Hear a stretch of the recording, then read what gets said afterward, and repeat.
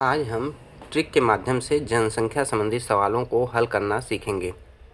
हम पहले यह देख लेंगे कि इसमें सूत्र के माध्यम से भी हम सवाल को सॉल्व कर सकते हैं।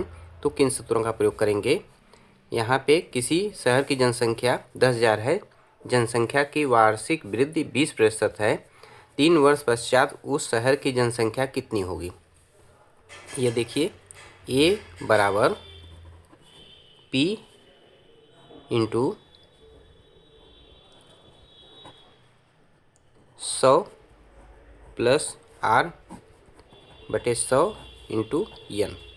यहाँ पे आर क्या है? यह वार्षिक वृद्धि है। एन क्या है? एन समय है। पी क्या है? पी इसकी मूल जनसंख्या है।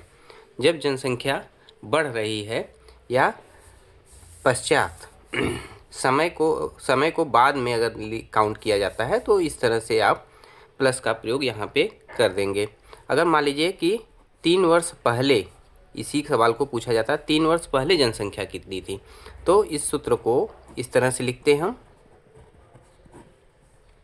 बटे एन। अब मान लीजिए कि जनसंख्या बढ़ने की जगह जनसंख्या में घटोत्तरी हो रही है, तब हम इस तरह से सूत्र का प्रयोग करेंगे। ए बराबर पी इंटू 100 माइनस आर बटे 100 इंटू एन।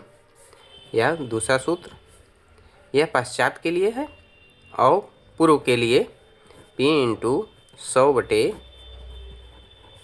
100 माइनस आर बटे पावर एन। इन सूत्रों के माध्यम से हम जनसंख्या संबंधी सवालों को आसानी से हल कर सकते हैं, लेकिन मैं यहाँ पे आपको बिना सूत्र के इन सवालों को कैसे हल करें यह मैं आपको बता रहा हूँ। तो यहाँ पे सबसे पहले हम यहाँ वार्षिक वृद्धि 20% है, इसको मैं सेक्शन में भी डिवाइड कर लूँ तो मेरा यहाँ पे 2 सेक्शन बनेगा। सेक्शन मान लीजिए कि पहले जनसंख्या अगर 100 थी तो 1 साल बाद जनसंख्या कितनी हो जाएगी? 120। यह मेरा 2 सेक्शन बन गया। अब यहाँ पे 3 वर्ष पश्चात जनसंख्या निकालना है, तो जनसंख्या कितनी हो जाएगी देखते हैं ट्रिक के माध्यम से। तो सबसे पहले हम क्या लिखेंगे? 10,000 लिखेंगे। अब देखिए वार्षिक वृद्धि हो रही है, इसका मतलब जनसंख्या बढ़ रहा है, तो इस सेक्शन में जो ज़्यादा है उसको ऊपर लिखेंगे, जो कम है उसको नीचे लिखेंगे। और कितनी बार गुणा करेंगे? 3 वर्ष पश्चात पूछ रहा है तो 3 बार इसी का गुणा कर देंगे। 120 बटे 100, 120 बटे 100, 120 बटे 100।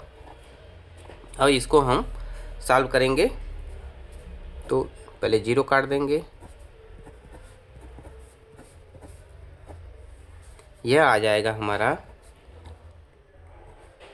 17,280। मतलब जनसंख्या 10,000 थी और 3 वर्ष पश्चात यह जनसंख्या हो जाएगी 17,280। अब इससे संबंधित हम नेक्स्ट सवाल देखेंगे। यहाँ पे देखते हैं, वर्तमान में किसी शहर की जनसंख्या 14,400 है। यदि जनसंख्या की वार्षिक वृद्धि दर, यहाँ भी जनसंख्या बढ़ रही है 20% से, तो 2 वर्ष पहले की जनसंख्या पूछ रहा है कि वर्तमान से 2 वर्ष पहले की जनसंख्या। तो हम यहाँ पे सेक्शन का निर्धारण करेंगे। सेक्शन 100 था और 1 वर्ष बाद कितना हो जा रहा है? 120 हो जा रहा है। अब देखेंगे जनसंख्या टिक के माध्यम से, तो जनसंख्या कितना है? 14,400। अब देखिए गुणे, यहाँ वार्षिक वृद्धि दर को पूछ रहा है। वार्षिक वृद्धि दर 20% है, मतलब जनसंख्या बढ़ रही है और 2 वर्ष पश्चात ज्ञात करना है। 100 ऊपर हो जाएगा क्योंकि 2 वर्ष पहले जनसंख्या कम रही होगी, 100 ऊपर हो जाएगा और 120 नीचे हो जाएगा। तो 100 बटे 120, 100 और 2 वर्ष तो 2 बार। अब यहाँ पे इसको हल करेंगे हम, तो यह हमारा आ जाएगा 10,000। तो 2 वर्ष पहले जनसंख्या कितनी थी? 10,000 और वर्तमान जनसंख्या कितनी है? 14,400। अब हम इससे संबंधित कुछ अन्य सवालों को भी देखेंगे।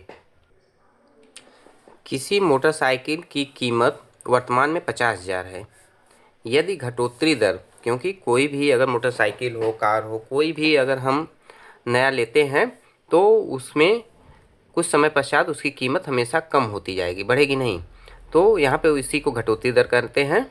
तो इसकी घटोत्तरी दर जो है 10% वार्षिक है। एक वर्ष में इसकी कीमत 10% कम हो जा रही है और 3 वर्ष पश्चात इसकी कीमत क्या होगी। तो यहाँ पे सेक्शन देख लेते हैं कि अगर 100 है तो एक वर्ष पश्चात इसकी कीमत कितनी हो जाएगी, 90 हो जाएगी। 2 सेक्शन हमको मिल गया।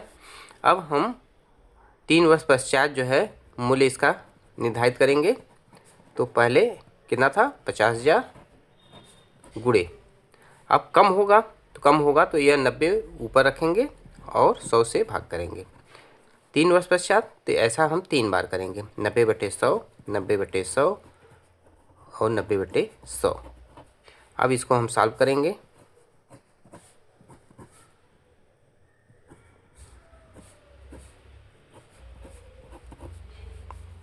यह हमारा आएगा 36,450 रुपये।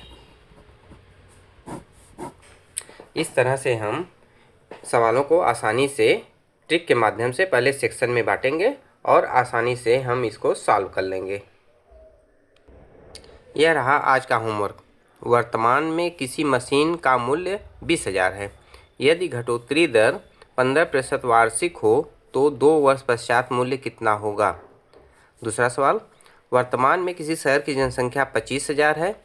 यदि जनसंख्या की वार्षिक वृद्धि दर 10% हो तो 2 वर्ष पहले जनसंख्या कितनी थी। आप इसको सॉल्व करिए, आंसर को कमेंट करिए।